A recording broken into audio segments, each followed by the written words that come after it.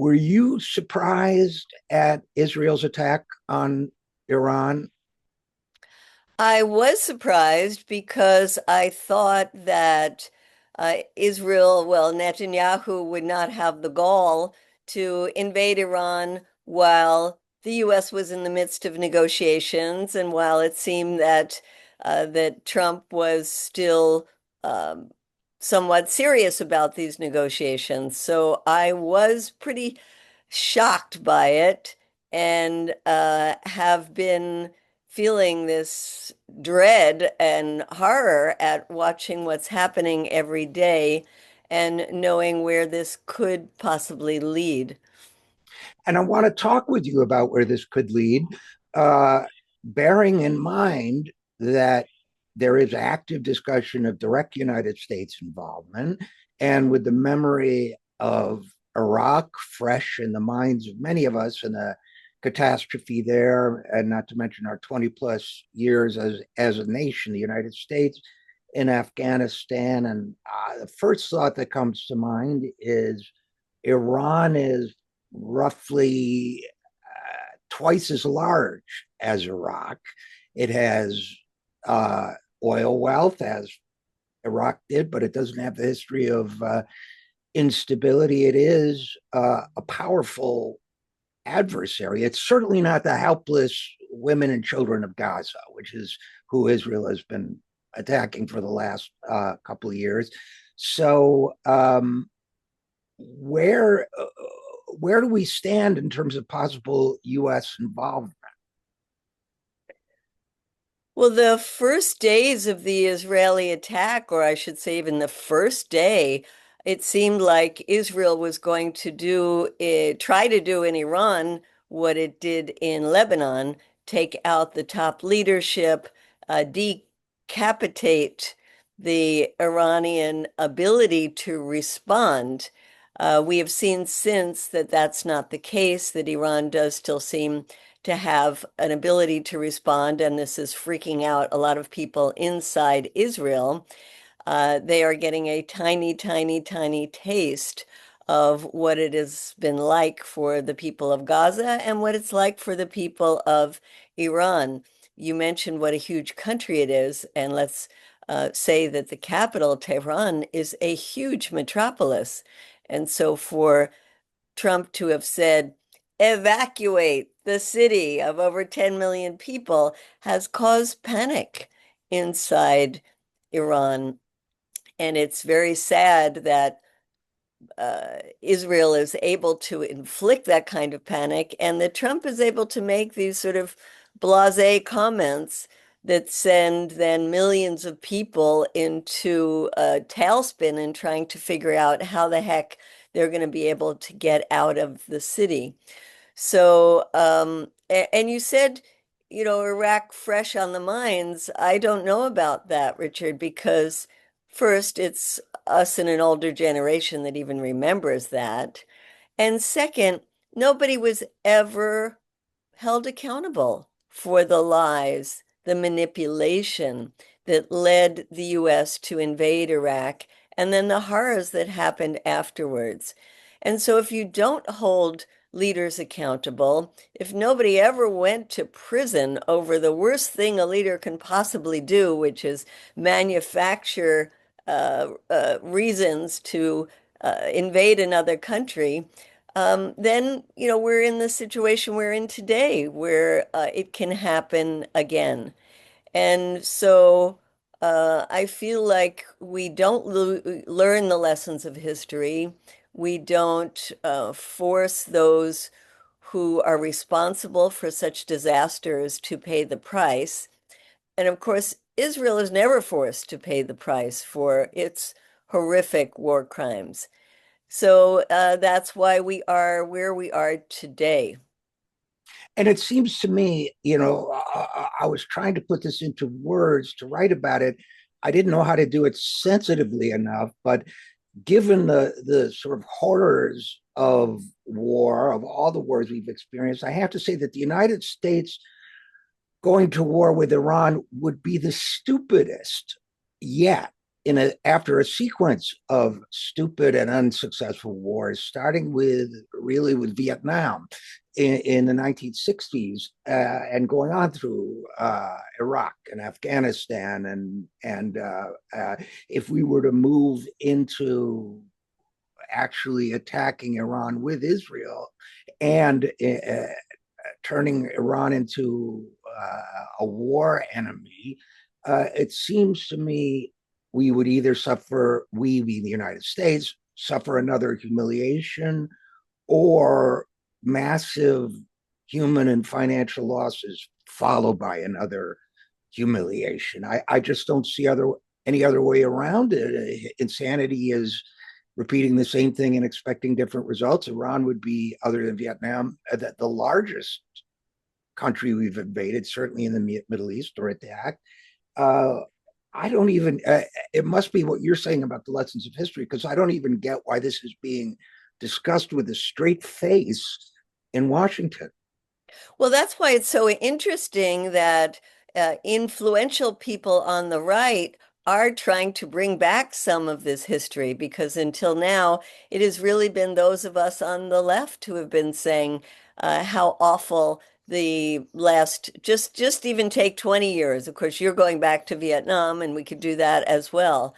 And then in the case of Iran, I love that exchange between Tucker Carlson and Ted Cruz, where Tucker Carlson is asking Ted Cruz, what's the population of Iran? And Ted Cruz doesn't know. And he's asking, well, what about, who are these people? Ted Cruz doesn't really know that either. And it's just such a indication of the stupidity of people who are in power and have a lot of influence and think, like they did in the case of Iraq, that you get rid of a dictator, Saddam Hussein, and everything just falls into place. And the way that some people in the US have been talking about getting rid of the Ayatollah, that that suddenly then there's going to be some new government that is able to come into power and bring together 90 million people who represent different ethnic groups that have different interests. And let's recognize, Richard, that there is a lot of opposition to the government in Iran.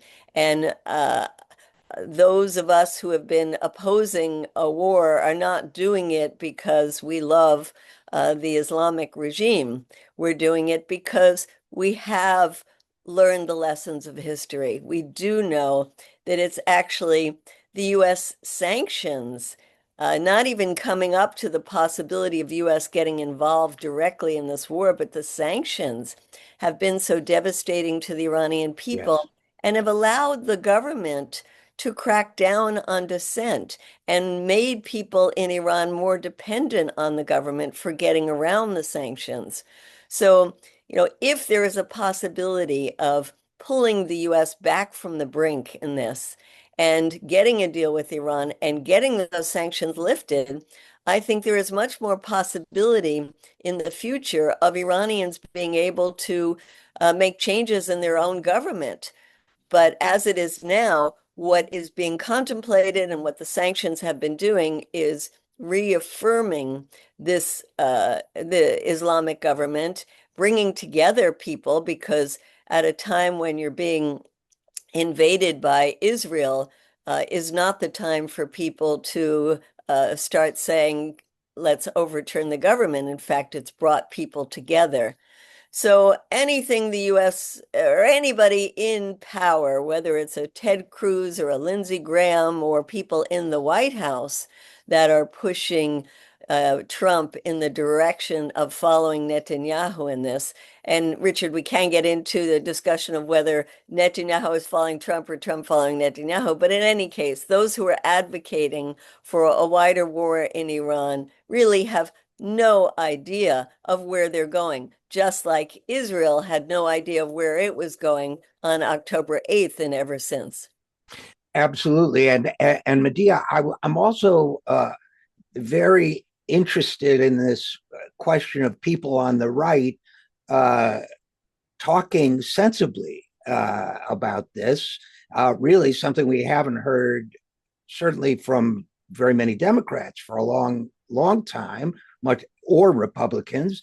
And one of those people on the right that sounded like he understood the mistakes we've made historically in the Middle East until recently was Donald Trump. I mean, I know his actions, he's continued the sanctions, he's continued to send weapons to Israel, but rhetorically, he went to Saudi Arabia and he gave a speech. It was the first time I think I'd ever heard a national politician talk about the foolishness of trying to do nation building in other countries halfway around the world. And, that there was a lot of things very wrong with that speech and wrong with Donald Trump, you could say, but he said, we're not going to tell you how to live anymore, those kinds of things. And then that's why I think a lot of people have gotten the impression that this is Netanyahu trying to box him in and present him with a fait accompli. But people are also saying now that an attack on Iran, by the direct attack by the US, would split the MAGA movement. You have Marjorie Taylor Greene, who's been widely loathed on the center and right, and has said and done some dreadful things. But here she is adamantly against this, really fighting this. I'm trying to think of who the other figures are. Certainly Rand Paul. Tom Massey. Tom Massey. Of course, he's been taking a leadership role on this. Really, he was one of the first to speak out, wasn't he, Representative Tom Massey?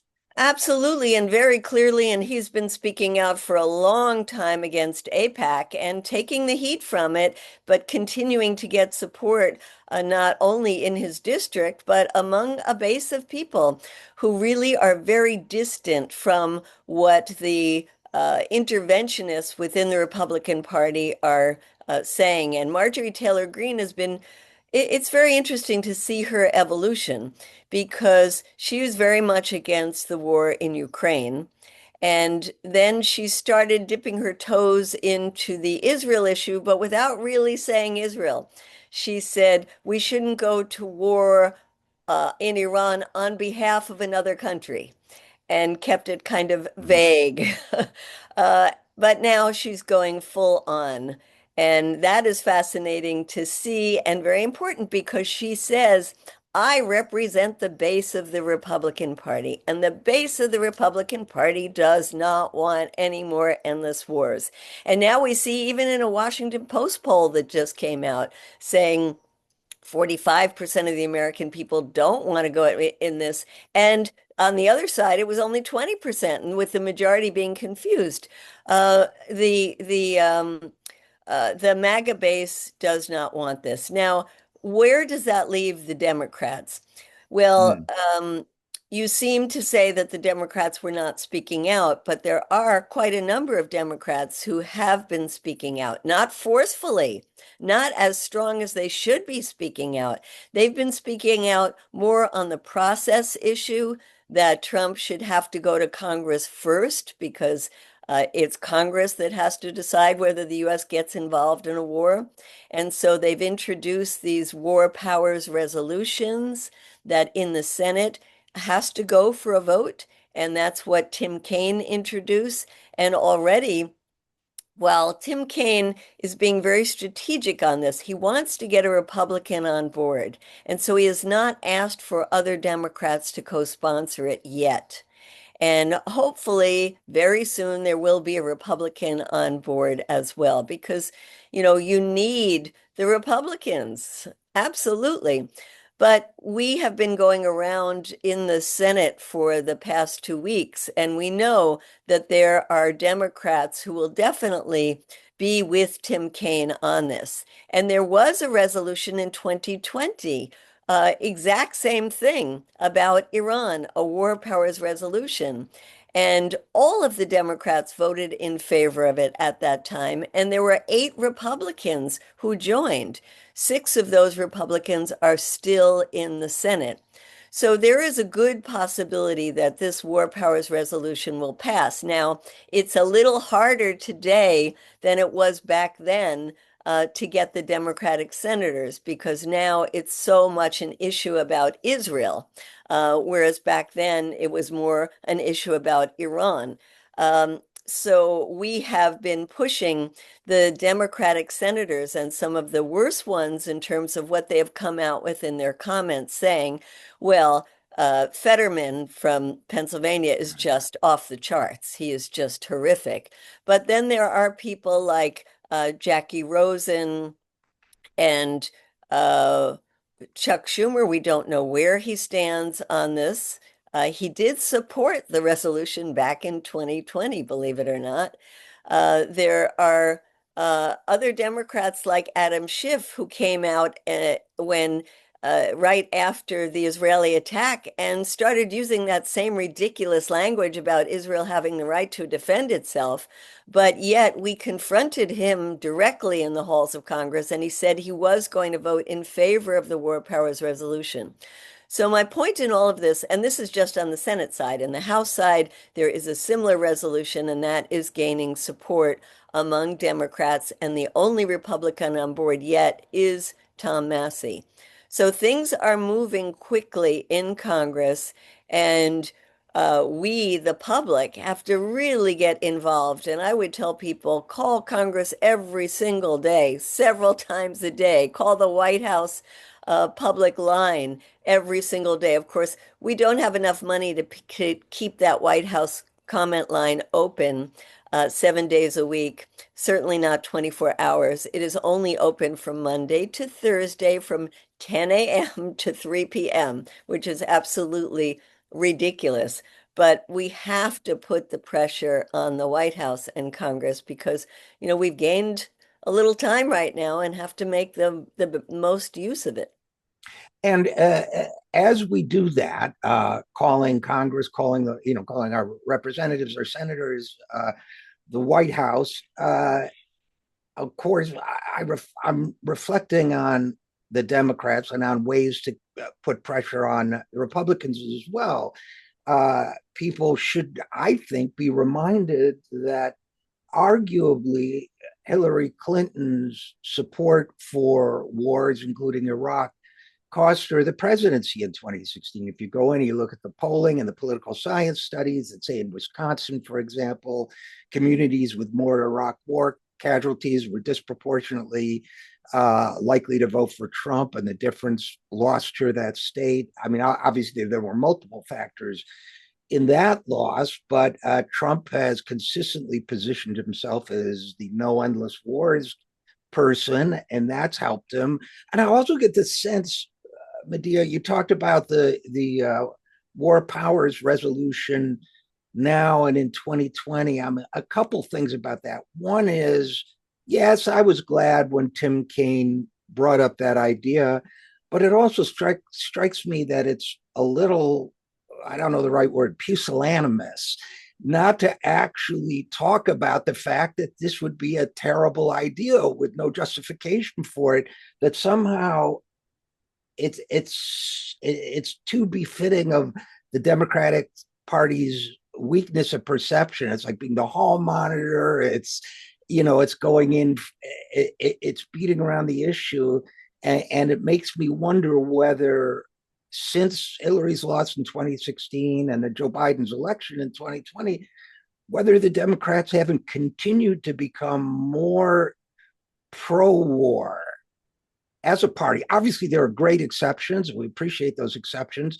But it seems to me that one thing people need to understand when they call their representatives is that if they're Democrats, particularly when it comes to Israel, where Joe Biden backed the Gaza genocide from the start and defended it and protected it internationally and militarily, it seems to me people have to kind of understand what they're up against. Does that make any sense to you?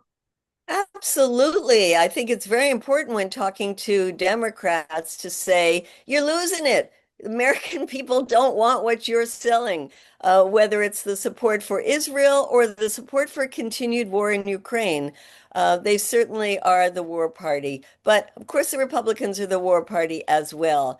I think in the case of talking to Republicans, it's useful to be saying, what does America first mean if you continue to send billions of our dollars to overseas wars? And that is, the message that people like Marjorie Taylor Greene are saying, and it is a very effective message. So, and also be asking them, who are you representing? Are you representing AIPAC? Are you representing Israel first? Or are you representing your constituents and the American public? And that really gets to them. And it's becoming now a badge of courage to be able to stand up to AIPAC. And we need at this moment to get more and more members of Congress who are willing to do that. And I agree with where you're going with this, Richard, because I think, even those Democrats who are speaking out, one, it tends to be the ones we know already. It's Bernie Sanders, thank goodness for him, uh, Ilhan Omar, Rashida Tlaib. There some others who are doing who are speaking out, but there are few of them. And it is not as forceful as it needs to be right now.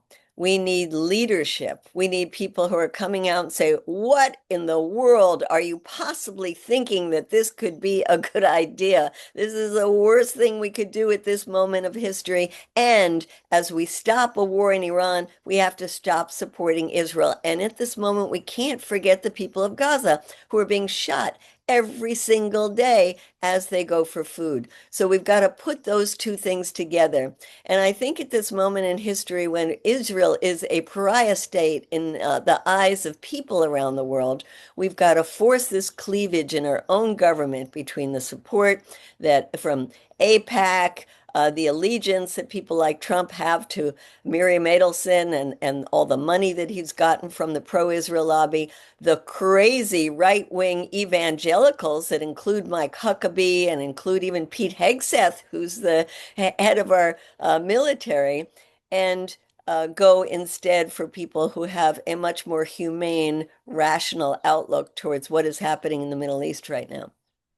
And Medea, I agree with all of that. I don't want to leave the media out of this because when you talk about the people who are guilty or culpable for the invasion of Iraq, of course, the media played a very active role, including the New York Times promoting false stories about Iraq's weapons of mass destruction. Up and down the line, the media failed their responsibility to accurately inform the public, and I feel that that's beginning to be the case here too. That, for example, there's a lot of discussion about and a lot of quotes in the media about Iran must never be able to produce a nuclear weapon, but very little coverage of the fact that most impartial observers say it's not producing a nuclear weapon at this point, number one. Number two, even Tulsi Gabbard, who I would argue from her history is virulently Islamophobic, said recently there's no sign that they have a nuclear weapons program in place or words to that effect. And what gets overlooked about that was kind of the tacit, we all agreed not to talk about it, of course, is that the only country in the Middle East with nuclear weapons is Israel. So if that's such a terrible thing, why aren't we talking about nuclear disarmament for the Middle East?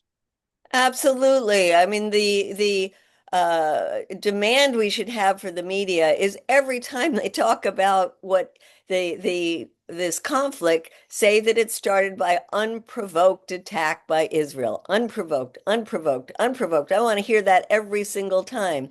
And then there needs to be a lot more exposure right now to what is Israel's nuclear weapons, the extent of them, why they're able to get away with not being a member of the Non-Proliferation Treaty, why they're able to get away with not having IAEA inspectors of their nuclear sites.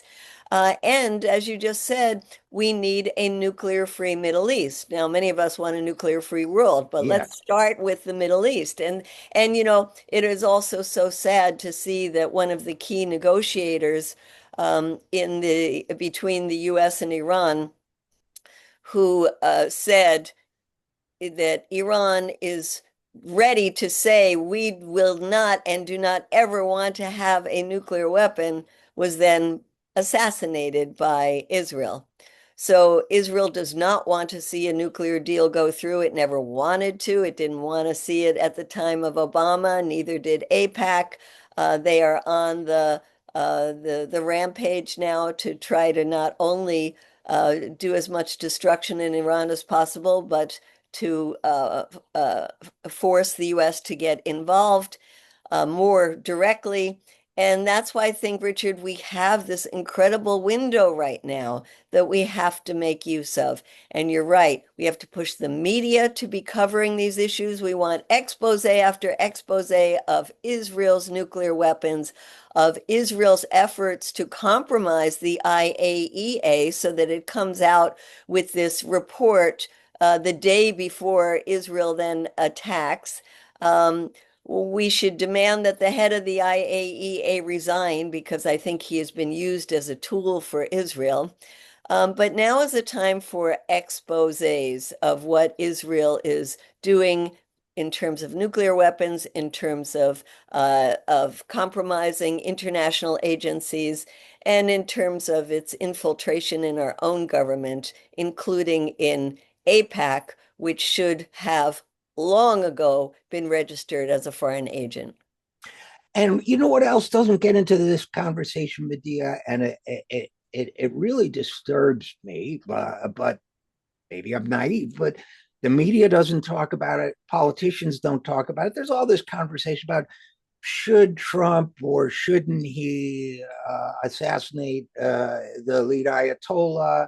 Netanyahu may or may not, has assassinated these following officials and may assassinate others. Going back to his first term, Trump assassinated Qasem Soleimani.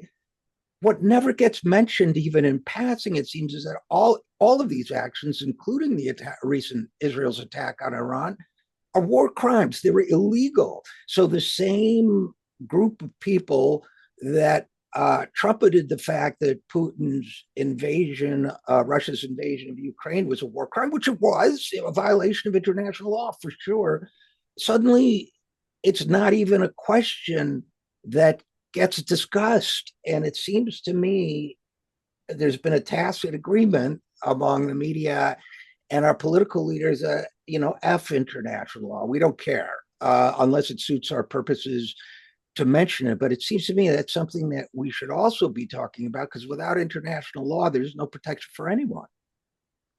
Yeah, and unfortunately, we've just seen in the last 20 months, in terms of Israel's horrific actions in Gaza, that there is no international law. And people have become very cynical when they hear the US media saying, oh my goodness, Iran attacked a hospital in Israel. People say, hello, have you not seen all the hospitals that Israel has attacked in Gaza every week? Um, and uh, and so I think this cynicism is also dangerous Right. because we almost feel like, international law doesn't mean anything. We've seen the UN not be able to do anything. We've seen the ICC and the ICJ, trying to do something but be totally ineffective. And I think it's such a sad state of our world when these international agencies are incapable of stopping war crimes, when people recognize that the US is so hypocritical that international law doesn't mean anything anymore. And, how are we going to turn all of this around? Well, the first thing is to stop the support for Israel.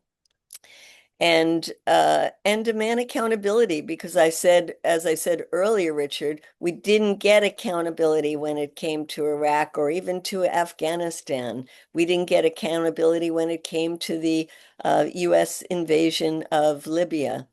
And if we don't get accountability, first of all, stopping what's happening now, but then demand accountability, international law will just continue to be a very cruel joke.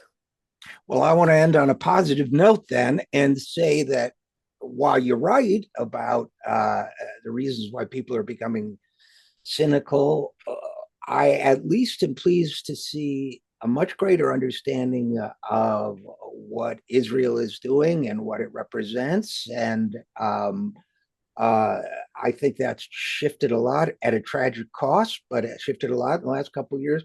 I'm pleased to see some awareness on the right. I hope to see more on the Democratic side of the House too. There's some, as you say, we don't want to discount them. And I never forget about Ilhan Omar or Rashida Tlaib or some of the other great Democrats out there, but well, we need a lot more of it. But I think, there's this shift on my, I wish it would go faster. I'd love to do anything I could to make it go faster, but I think there's a shift in the right direction. Well, as we conclude, what do you think?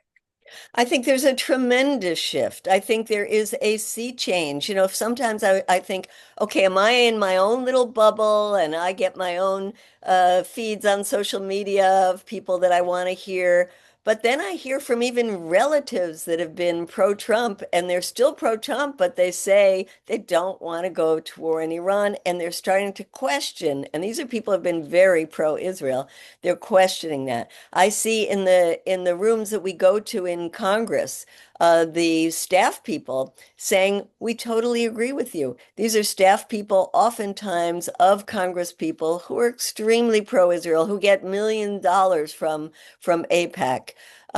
We see it on the streets of the people who come up to us as Code Pink and say, oh, we love what you're doing. We love what you're doing. And these are people you'd never think, all different ethnicities, all different ages of people. We were at the Pride Parade and we were there with our Free Palestine banners. We got the most cheers of anybody in the whole Pride Parade. It was just people went wild. There is a general sentiment out there that people are sick and tired of war. They're sick and tired of Congress people who don't represent them. And they're sick and tired of supporting Israel. And they're starting to understand how dangerous and what a threat is that Israel is to the Middle East and to the entire world at this point. So, yes, there is a sea change happening, and we've got to not just ride that wave, we got to push it. And so, I would just say as we end, when people do call, they're not just your members of Congress, call other ones. They usually never ask you, are you a constituent? Just Hmm. call them. And there's a hotline, and when you, I mean, a switchboard, and when you call the switchboard, you can ask for any member of Congress that you want and tell them you want them to put out a public statement now saying that the U.S. should not get involved in a war in Iran, and the U.S. should not keep supporting Israel in its war crimes in Gaza. No more weapons to Israel. Simple message, but do it every day, several times a day, especially for the next, quote, 2 weeks, if indeed we have those 2 weeks to convince Trump and Congress that we demand an end to these wars. And we both know that those calls, contrary to what some people think, they make a difference. They get heard, they influence, they have an impact on the elected official and her or his staff.